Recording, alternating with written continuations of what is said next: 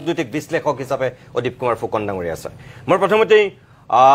পৱন সিং ঘাটোৱাৰ ডাঙৰীয়াৰ কাষলৈকে পুনে পুনে যাব বিচাৰো ঘাটোৱাৰ ডাঙৰীয়া আপুনি নিশ্চয় আমাৰ ইয়াৰ এখন প্ৰতিবেদন আমি বজাইছো যিসকল দৰ্শকে গম পোৱা নাছিল আমি তেখেতসকলক দেখুৱাইছো আসলতে আমি কি কথা পাতিব বিচাৰিছো কি কথা আলোচনা কৰিব বিচাৰিছো সঁচাকৈ আপুনি এনেকুৱা কি কথা কৈছিল যাৰ কাৰণে মুখ্যমন্ত্ৰীয়ে ইমান খুব আৰু উষ্মাৰে ক'বলগীয়া হৈছে আপোনাৰ নিচিনা জ্যেষ্ঠ নেতাৰ পৰা তেওঁ সেয়া আশা কৰা নাছিল আপোনাৰ লগত এটা সুদীৰ্ঘ সময় ব্যক্তিগত সম্পৰ্ক আছিল তাৰ পিছতো আপুনি তেনেধৰণৰ পৰামৰ্শ দিয়াটো তেখেতে অত্যন্ত দুখ পাইছে আপুনি কি পৰামৰ্শ দিছিল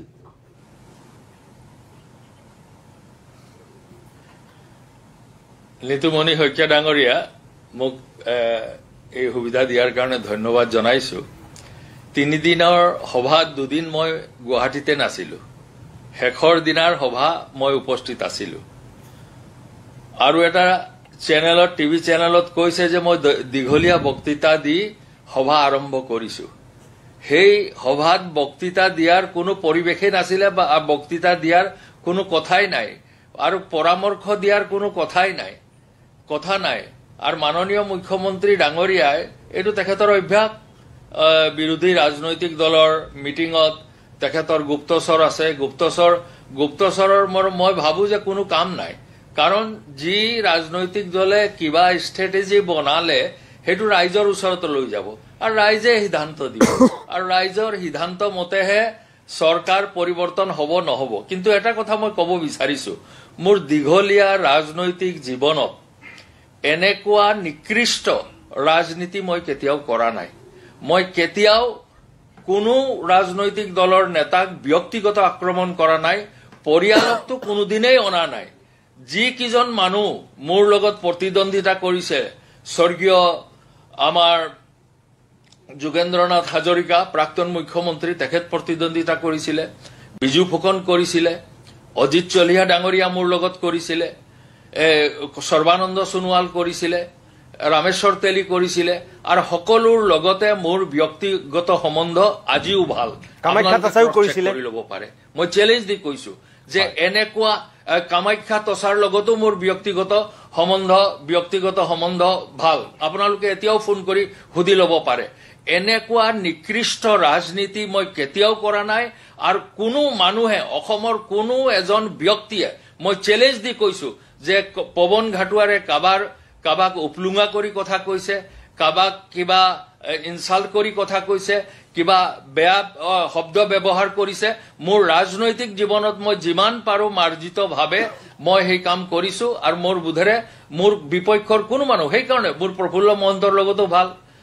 বৃন্দাবন গোস্বামীৰ লগতো ভাল অতুল বৰাৰ লগতো মোৰ ভাল যে যিমান মানুহ আছে তেওঁলোকৰ যিবোৰ আমাৰ লগত যিবোৰ বিজেপিৰ এমপি আছিলে সকলোৰ লগত মোৰ ব্যক্তিগত সম্বন্ধ ভাল মই কেতিয়াও ৰাজনৈতিক প্ৰতিদ্বন্দ্বীক শত্ৰু বুলি নাভাবো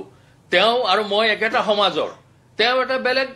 নীতি আদৰ্শ বিশ্বাস কৰে মই এটা নীতি আদৰ্শত বিশ্বাস কৰো আৰু ইয়াত লৰা ছোৱালী পৰিবাৰক অনাৰ কথাটো মাননীয় মুখ্যমন্ত্ৰীৰ লগত তেওঁ প্ৰথম যিদিনা কংগ্ৰেছত জয়েন কৰা নাই তেতিয়াৰ পৰা মই তেওঁ চিনি পাই তেওঁ মোৰ ব্যক্তিগতভাৱে মই জানো মোৰ পৰিয়ালে তেওঁৰ পৰিয়ালক জানে তেওঁৰ পৰিয়ালক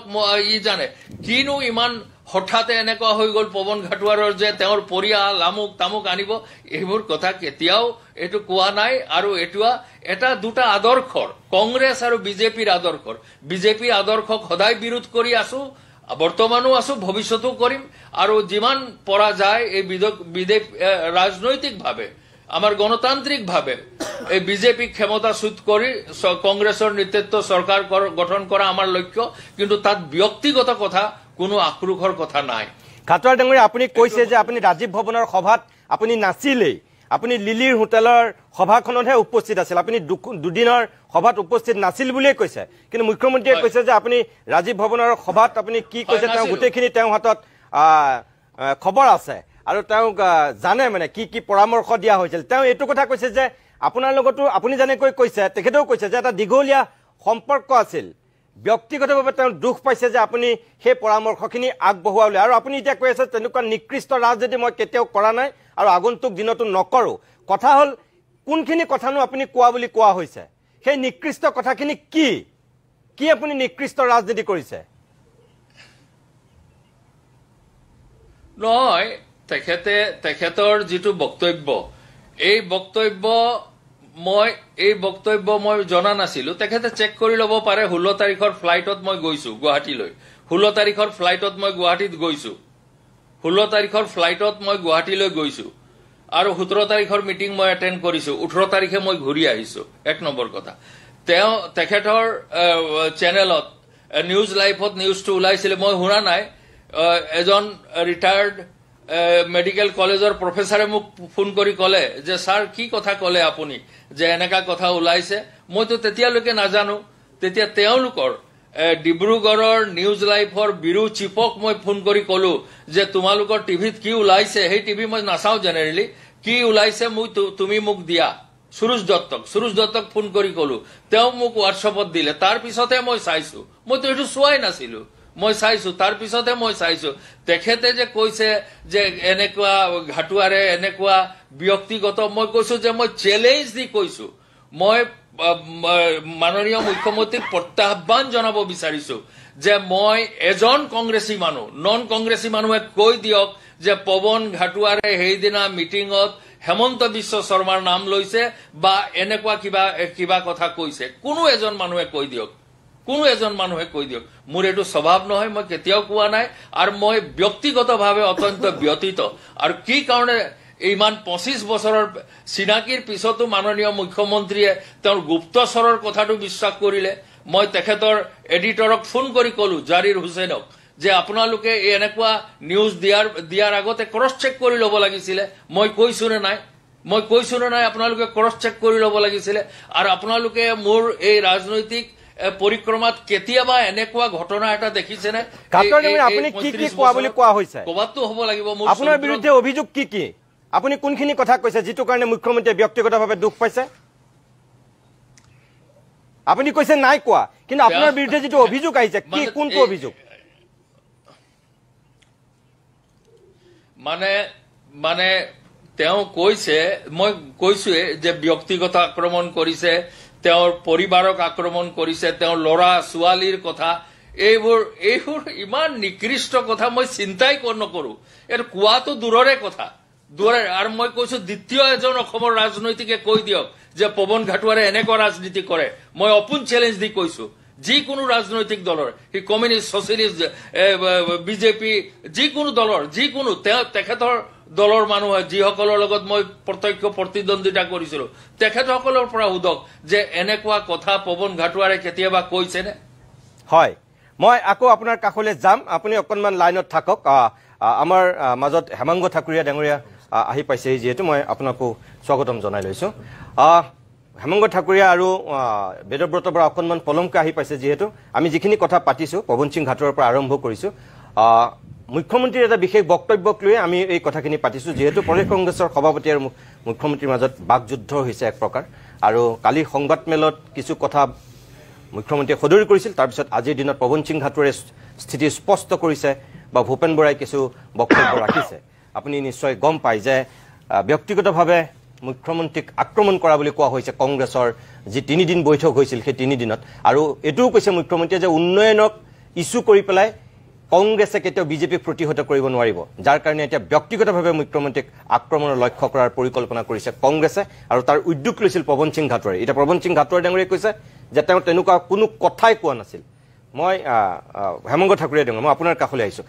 আপোনালোকে এতিয়া কংগ্ৰেছৰ প্ৰত্যেকখন সভাতেই গুপ্তচৰ নিয়োগ কৰিছে নেকি বা প্ৰতিটো খবৰ ৰাখিছে নেকি কংগ্ৰেছক আপোনালোকে জোখতকৈ বেছি গুৰুত্ব দি দিছে নেকি কালি আপোনালোকে যদি ভূপেন বৰা ডাঙৰীয়াৰ ষ্টেটমেণ্ট চাই বা এতিয়াও ষ্টেটমেণ্টটো পাব তেওঁ কৈছে কি যে এইবাৰ তেওঁলোকে যিকোনো উপায় মানে বিভিন্ন পন্থা তেওঁলোকে অৱলম্বন কৰিব সেইটো মানে তেওঁ ইভেন এইটো তেওঁৰ ভাষ্যৰ পৰা ওলাইছে ইলিগেল পন্থাও তেওঁ অৱলম্বন কৰে এনেকুৱা ধৰণৰ বহুত কথা তেওঁৰ ভাষ্যত ওলাইছে এটা কথাটো আমি এইটোৱে মাননীয় মুখ্যমন্ত্ৰী ডক্টৰ হিমন্ত বিশ্ব শৰ্মা ডাঙৰীয়াই তেওঁৰ নেতৃত্বত যি 3 বছৰ কাৰ্যকাল হ'ল এতিয়া আমি এইটোৱে কৈছো যে মাননীয় মুখ্যমন্ত্ৰী মহোদয়ৰ নেতৃত্বত যি 3 বছৰ যি কাৰ্যকাল হয় 3 বছৰ কাৰ্যকালৰ ডেভেলপমেণ্টত কংগ্ৰেছে সঁচাকৈ নোৱাৰে আৰু যাৰ ফলত নেকি ভূপেন বৰা ডাঙৰৰ মুখেৰে ওলাই গৈছে যে তেওঁলোকে বিভিন্ন ধৰণৰ পন্থা অৱলম্বন কৰিব আৰু সময় এইটো মিছা কথা নহয় আপোনালোকে জানে টিভিত ওলাই থাকে সংবাদ মাধ্যমত যে কংগ্ৰেছৰ বিভিন্নজন নেতা বা বিভিন্নজন তেওঁলোকৰ বৰ্তমানৰ এমএলএ ইভেন যে মাননীয় মুখ্যমন্ত্ৰী মহোদয়ৰ ডেভেলপমেণ্টৰ ওপৰত নোৱাৰি তেওঁৰ পৰিয়ালৰ ওপৰত তেওঁলোকে আক্ৰমণ কৰে এইটো মানে এইটো নতুন কথা নহয় আগৰ পৰা বহু আগৰ পৰা সো এইটোৱে আমি আহ্বান জনাম মাননীয় মুখ্যমন্ত্ৰী মহোদয় সেইটোৱে আহ্বান জনাইছে যে আচলতে ডেভেলপমেণ্টৰ লগত যিকোনো দল আজি ৰাইজে ডেভেলপমেণ্টৰ ওপৰত চাই পেলাই ৰাইজ এজাপ পাৰ্টিক ভোট দিয়ে আৰু আমি সেইটোৱে কৈছো বাৰম্বাৰ যে আপোনালোকে ডেভেলপমেণ্টৰ ওপৰত আপোনালোকে ৰাজনীতি কৰক এজন মুখ্যমন্ত্ৰীৰ পৰিয়ালক বাৰে বাৰে টানি আনি আপোনালোকে লাভ নাই বাৰে বাৰে টানি আনি তাৰপিছতে বিভিন্ন নিৰ্বাচন হৈছে নহয় আপোনাৰ কথাটো এনেকুৱা ধৰণৰ যে তেওঁলোকে বাৰে বাৰে মাননীয় মুখ্যমন্ত্ৰী মহোদয়ৰ পৰিয়ালক টানি আনে তাৰপিছতো কিন্তু বহুকেইটা নিৰ্বাচন হৈ গৈছে তৎসত্ত্বেও কিন্তু ভাৰতীয় জনতা পাৰ্টিৰ পক্ষতে ৰাইজ থিয় দিছে এইবাৰ আমি আজি লোকসভা নিৰ্বাচন আছে আমি 11টা সিট পাইছো 2019 চনত 9টা সিট আছিল এইবাৰ 11টা সিট আমি মিত্ৰজোঁটে পাইছো সো এই ক্ষেত্ৰত আমাৰ এইটোৱে আহ্বান থাকিব মাননীয় মুখ্যমন্ত্ৰী মহোদয় সেইটো আহ্বান জনাইছে যে এনেকুৱা ধৰণৰ ৰাজনীতি নকৰি আপোনালোকে ডেভেলপমেণ্টৰ ওপৰত ৰাজনীতি কৰক আৰু অসমৰ ৰাইজৰ পৰা ইতিমধ্যে কংগ্ৰেছ দলটো বহুখিনি তেওঁলোকে আঁতৰি গৈছে ন দাদা এইবাৰ 2024 চনত তেওঁলোকে পূৰ্বত যি 3খন 19ৰ নিৰ্বাচনত যি 3খন সিট আছিল এইবাৰ 3খন সিটে পাইছে তাত কোনো নতুনত্ব নাই কিন্তু হেতুকে তেওঁলোকে এবাৰ গৌৰৱ গগৈ ডাঙৰীয়া যি যোৰহাট সিটটো জিকিছে সেই সিটটোক লৈ তেওঁলোকে বহুত হৈচৈ কৰি আছে কিয়নো গৌৰৱ গগৈ ডাঙৰীয়াটো এইবাৰ নতুনকৈ সাংসদ হোৱা নাই তেওঁ 2019 চনতো জিকিছিলে 2019 চনত তেওঁ কলিয়াবৰৰ পৰা জিকিছিলে এইবাৰ তেওঁ যোৰহাটৰ পৰা জিকিছে সেইটো নতুনত্ব কথা নহয় চ' এইটো তেওঁ জিকাটোৰ ওপৰত ইমান তেওঁলোকে হৈচৈ কৰি আছে আৰু যাৰ ফলত তেওঁলোকে এতিয়াৰ পৰা সপোন দেখা আৰম্ভ কৰিছে যে 2026 চনত তেওঁলোকে এইবাৰ চৰকাৰ গঠন কৰিব তেনেকৈ নানান ধৰণৰ মন্তব্য তেওঁলোকে প্ৰকাশ কৰা আৰম্ভ কৰিছে আৰু যি বৈঠক তেওঁলোকৰ হৈ গ'ল তাত সঁচাকৈয়ে ভূপেন বৰা ডাঙৰীয়া আহি পেলাই যি সংবাদ মাধ্যমৰ ওপৰত যি মন্তব্য প্ৰকাশ কৰিলে যে এইবাৰ তেওঁ ইপাৰ সিপাৰ মানে বিভিন্ন ধৰণৰ পন্থা অৱলম্বন কৰিব আৰু তাত সেইকাৰণে সন্দেহ কৰাৰ প্ৰকাশ নাই যে এনেকুৱা ধৰণৰ কথাবিলাক তাত ডিছকাশ্যন হৈছে এই কথাটো সহজে অনুমান কৰিব পাৰি ঠিক আছে মই